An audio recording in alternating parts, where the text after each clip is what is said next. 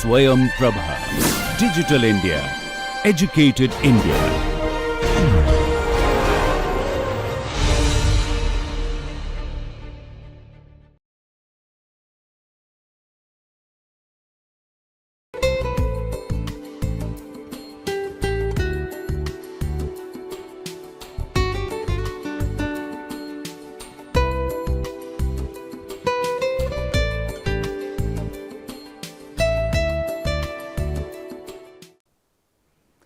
Good morning.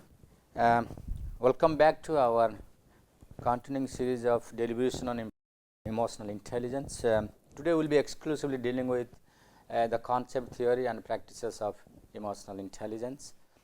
In our earlier discussion, we tried to identify what are the different concepts that those are related with emotions, intellect, wisdom and creativity. Today we will be trying to highlight how these concepts have been integrated into the concept of emotional intelligence. Let us begin with one example. That's why I have mentioned it on that EI an introduction, how to introduce the concept into emotional intelligence.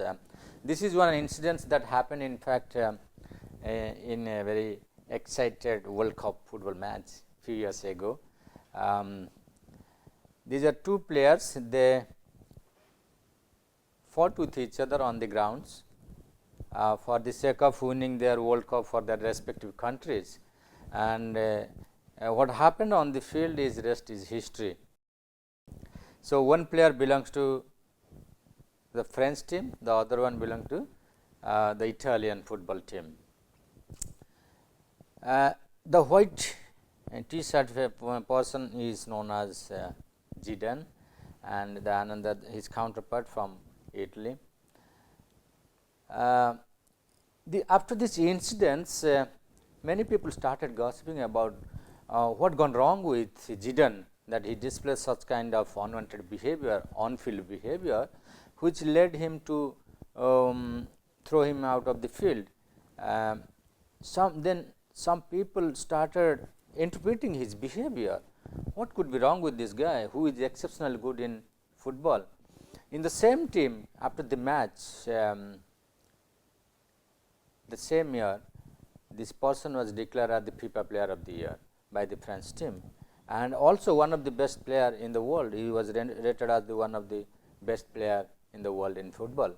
At the same time, the French team also constituted a group of experts to evaluate the incidents, and some of the behavioral experts, they reached at the conclusion that this is one of the dark side of the genius. So, what do you mean by one of the dark side of the genius? So, can genius also could have certain dark spots, just like there are there are black holes in the moon which obscure the sunshines. So, the same story could be related to, even if a person is highly intelligent or exceptionally intelligent, which labels him as the shining star in his or her respective field, but still there, as human beings, we possess some black holes on our personality, on our intellect, that which may put us into troubles that will ruin our image forever. So, that is the important point that we can take from this incidents, that shows the importance of emotional intelligence. That means intelligence is not enough. We need to see other intellectual ability of people that is important than IQ. So, this slides also shows that this also shows the emotional stupidity of a shining star. A shining star here is the Zidane, and the behavior is considered as the emotional stupidity. The silly mistake deprived them when they were in the verge of winning the World Cup. So, therefore, it is concluded that EQ is more important than IQ.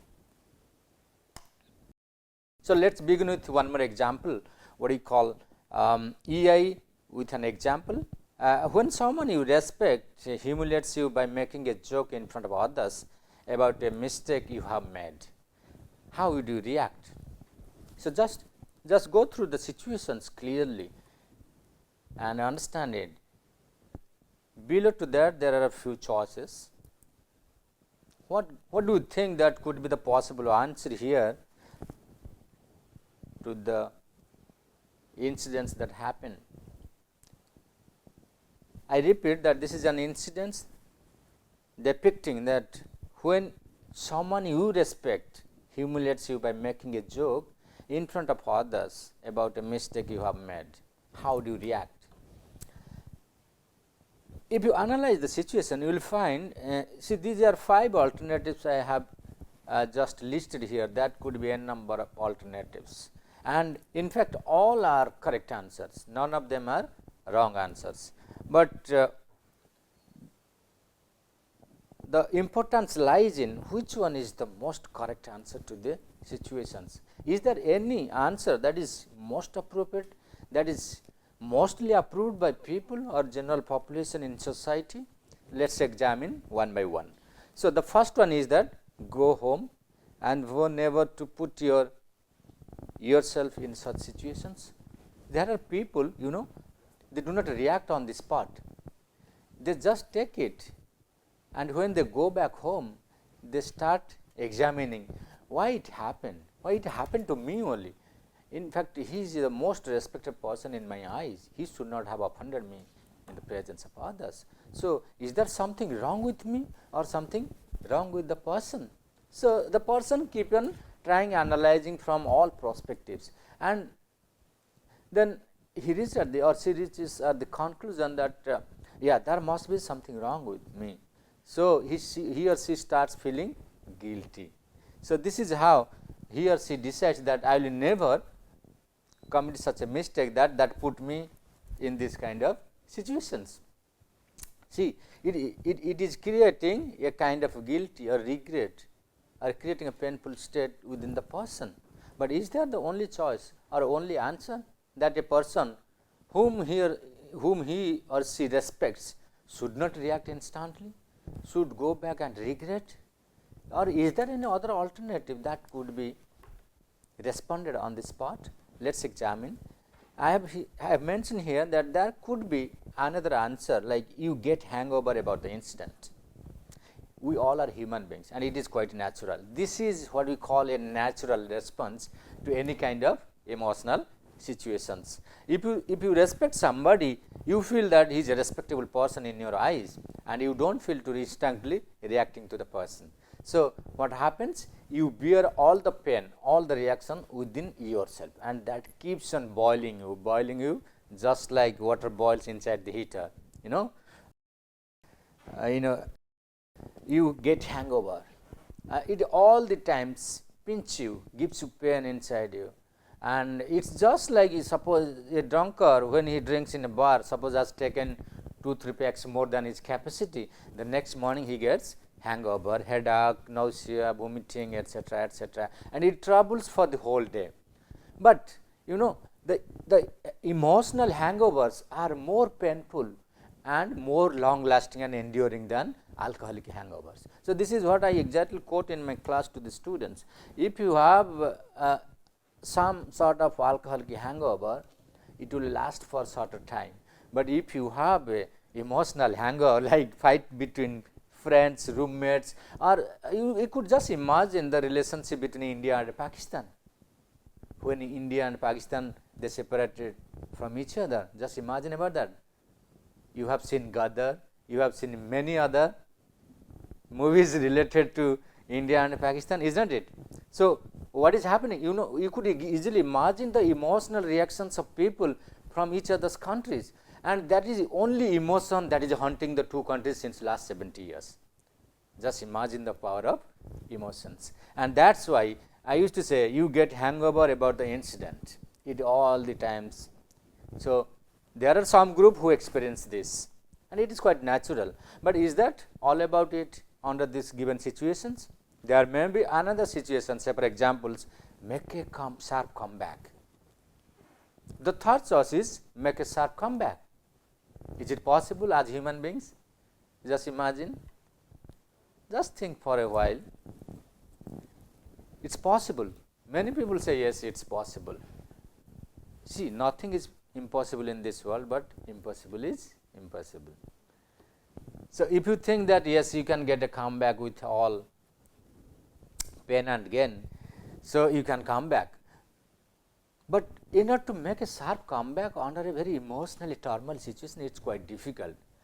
But we have seen this is the answer of many of those who are highly experienced, highly exposed to various people, various situations, conditions, reactions.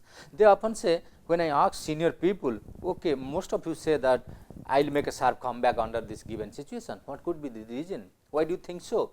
Why do you easily think that you can come back out of emotional turmoil?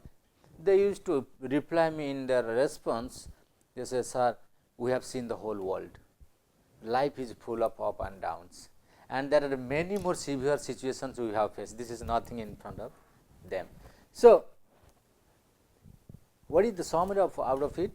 That means your emotional tolerance develops with age and years. So, that is the only outcome that people, why older people they say that we can make a sharp comeback under these given situations. Another reasons I could find also out of this that many people say that, sir, if you do not make sharp comeback, that will haunt you always, and that will spoil your futures, and that will also trouble the present. So, if you do not make sharp comeback, you are losing both your present as well as your future. And some people say, sir, if you react instantly, there could be also another possible answer here, that the person humiliated, you also humiliate the person. This is the very what we call natural reactions we have observed among the young minds. They hardly tolerate anybody else. They say, no, he has given me, I should give back, and that is all about. So, otherwise the person will not learn anything from his mistakes. So, this is the younger generations now thinks about it, but the older generations are little bit different in their approach. What is that? They say, sir, if you instantly give back or react back, that will further aggravate the situations. You do not keep any scope for people to think over the situations. You are observing, you have been hurt, you have been humiliated, but the other person has not analyzed his mistake because he does not have any more time. You instantly reacted. But if you take a break and give some time for yourself and for other, maybe probably you can creating space for self and others understanding. So, that is how the emotional intelligence is all about. So, that is why we have seen number 5, make light of it if you can, and then privately tell the person how you felt. So, that is why some people they do not react, they go back, they think, okay, there must be something wrong with me, that is why the person has reacted me like this. Let me go back and I will analyze if there is any mistake on my part or the person's part. If the person is at fault, then I will tell him during leisure time, during my private time, when there is nobody, he does not feel hurt also in my approach. But if you look at the number 4 choice, go home and write a letter to defend your position. There are another group of people, they live in this society. They are very democratic in nature. They put everything in on pen and paper. So, say for example, as students, you fought with your friend in your room, but you are weak physically, you cannot react. Your roommate overpowers you with muscular physical body, and you are afraid you cannot take on her or him by your physical power. Then you are very, but mentally you are very strong, very logical reasoning, lot of intellect is there. So, you think that okay, let me fight out this case by putting on paper. You write letter to your warden, sir, this incident happened in a canteen, this man humiliated me being my senior. This is submitted for your necessary action, please. So, this is also a very democratically ideal situations, but it is very difficult. As human beings, we always look for need satisfaction. So, when you are humiliated, what is your immediate gratification need? To console your ego. It is a matter of my respect and honor. How can he humiliate me like this? So, then you start reacting in various ways like the way here. So, if you look at all these 5 choices, maybe you will find that all of them are correct answers, but which one you think that the maybe the most appropriate answer under these situations? So, we have seen that maybe in most of the times we found the last one is the most appropriate, and many of the respondents they say that, sir, this seems to be most mature type of answer. Then the concept of emotional maturity evolves all around. That is what leading towards the understanding of what we call emotional intelligence. But before going into emotional intelligence and defining the concept, let me tell about why people have different opinions about emotions. Because I just quoted one example from emotional reactions. So, is it that if a person control too much is emotionally mature? If a person do not control is emotionally immature, or is there something in between? Let us clarify that doubt. Some people say that emotion is inferior than reason. Is it correct? Do you agree or disagree? Emotion is inferior than reasons. Usually in our normal discussions, daily discourse, we found that anybody getting emotional in any kind of discourse analysis or deliberations, we suddenly say don't get emotional. So, we always accuse emotions, but it is not emotion. Why a person is getting excited? Why a person is becoming aggressive, violent? What is leading to that violent behavior? We never try to understand. But it is actually not emotion, because emotion is full of energy. It is emotion that gives rise to creativity. It is emotion that gives rise to commitment. It is emotion that gives rise to what do you say, innovation. Many creative productions are all comes from our emotions. Then how can emotion be inferior than reason? Rather, reasons are limited. It is because they are based on certain facts and figures. So, that is why you keep on doing something that is correct in Indian culture may not be correct in United States, because the findings are limited. So, that is why when you conduct study on small sample size, you say the findings cannot be generalized. But that piece of scientific information is very much helpful for us to describe a particular domain of human behavior in that context. So, therefore, we say that reason is very limited, emotion is endless. So, it cannot be inferior than reason. Emotion is harmful to body and mind. If some people say if you get emotional, you will be physically aggressive, you will experience a lot of stress, tension, and if it builds up and you become chronic, then it may lead to cardiac arrest. So, always we emphasize on emotion means only negative emotions, experience of only negative emotions that always troubles our body and mind. So, that is why you always think that emotion is harmful, but we completely neglect about the positive sides of it.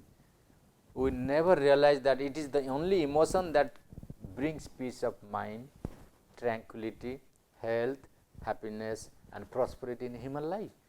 So, that is why it is also a myth, not a truth. Third, self control comes from suppression of feelings. This is exactly I was highlighting. If you control too much, is that sign of emotional maturity? Is that the sign of that you have mastery over all emotions? No, not exactly. Even Einstein also told very eloquently that the toughest job in this world is to exercise right kind of emotion to right person in the right time, in right context. If you control also, controlling too much is not good for your body, because it will attack your body. You are feeling discomfort, but you are controlling. So, that is why, but when it comes out just like a violent bomb blast. So, that is why many times say most of the silent people are the most violent person in the world. The moment they react, because they control too much of their emotions over the years, it goes to their deep depression, and it regresses into their unconscious chamber. So, emotion is such a thing, it always looks for way out, and when it comes out in a violent form. Enough, then you say that enough is enough, I have tolerated you, enough, I will not take it anymore. That should not be in human life. Emotion should be expressed in right time, in right context. If you do not control your emotions, it may be channelized in a wrong direction. So, that is why a person who controls too much, he also likely to develop a wrong pattern of human behavior. So, he may not be expressive in latter period of life. He may feel insecurity, he will be afraid of crowd, he will be afraid of expressing his feelings towards others. That will going to make him suffer in the long run. Another point is here that there are good emotions and bad emotions. Again, this is also a myth. Even a negative emotion can be utilized positively. Say for like example, a child is doing a wrong act. Then the parents look at the child with big eyes, no, by creating fear, don't do that, that is wrong. So, even they are showing wrong emotions by showing they are as if they are annoyed with the behavior of the child.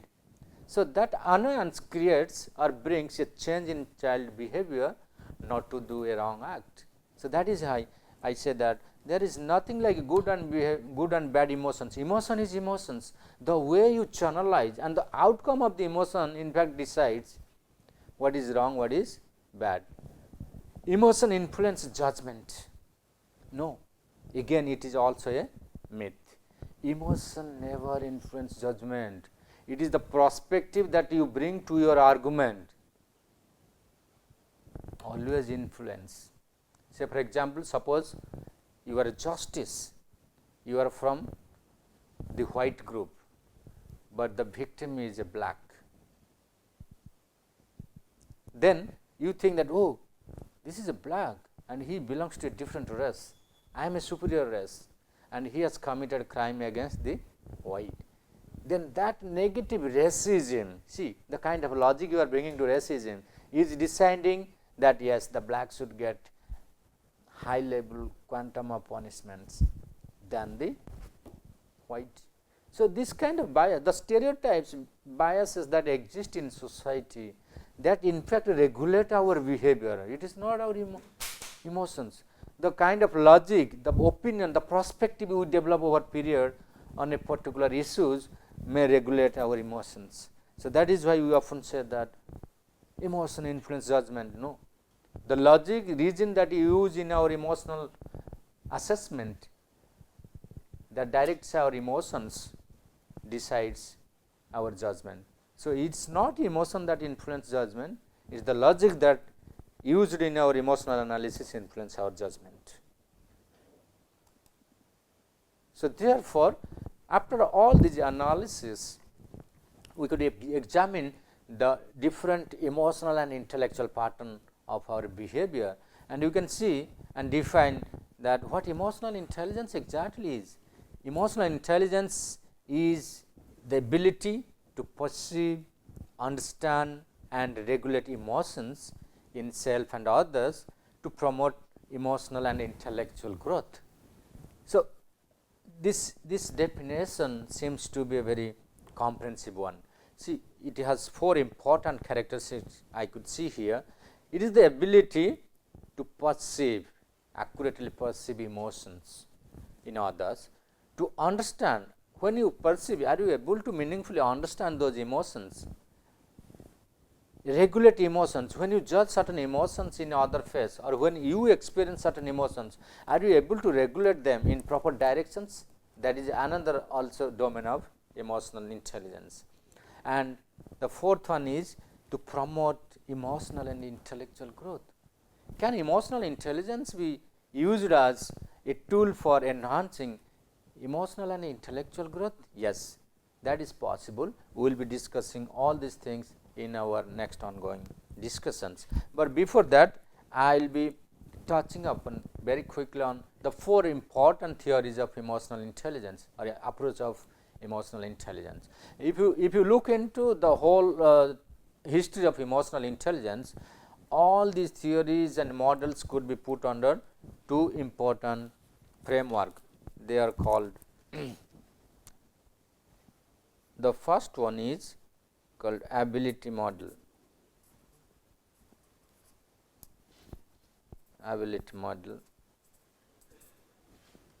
And the second one is called the mix model.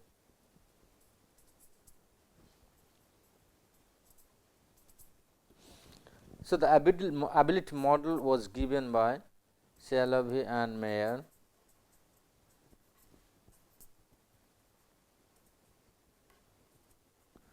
and there are many theories that has come up after research. Say for example, like Goldman's theory, Goldman's model,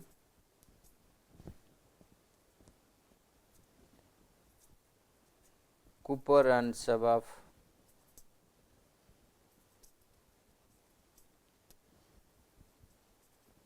model,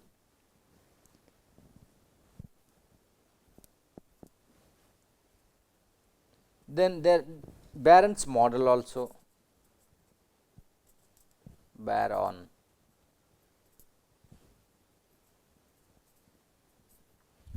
But mainly people talk about in today's time. So, these are 2 models that has been highlighted in the whole framework of emotional intelligence literature. One is ability model and another is called mixed models.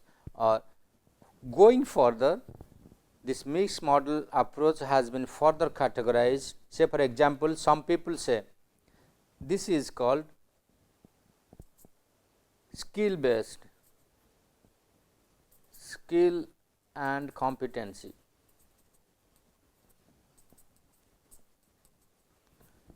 This is also called competency based approach. However, Barron's model has been criticized under personality based approach.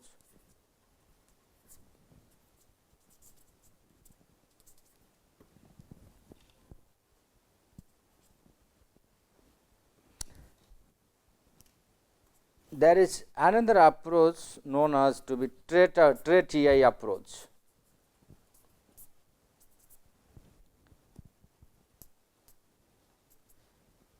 This is called Farnham and colleagues.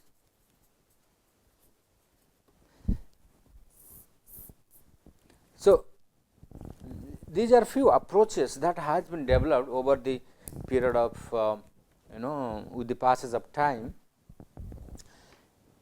Ability based approach mainly has a intellectual focus.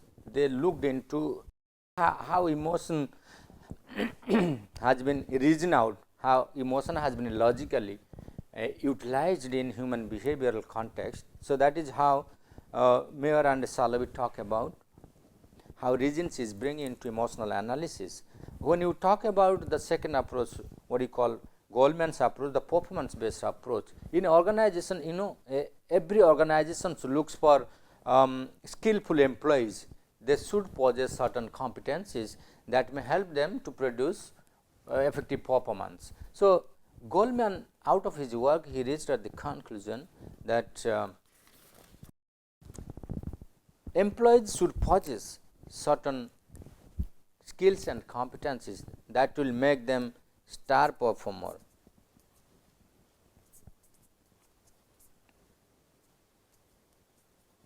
So, the concept of star performer, putting a star on their tag, personality tag, may be the source of bringing emotional competencies into the workplace. So, this was highly highlighted by Goldman in his second book, that is what you call working with emotional intelligence.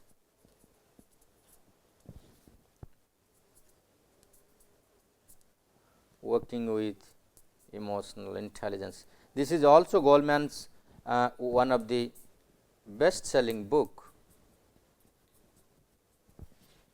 So, this book emphasizes on various skills and competencies required for performing star performance in organizations. Okay. So, we will stop here. When you come back, we will see how these different theories have given different domains of, have identified different domains of EI, and how these EI have been measured by different tools and techniques. Thank you.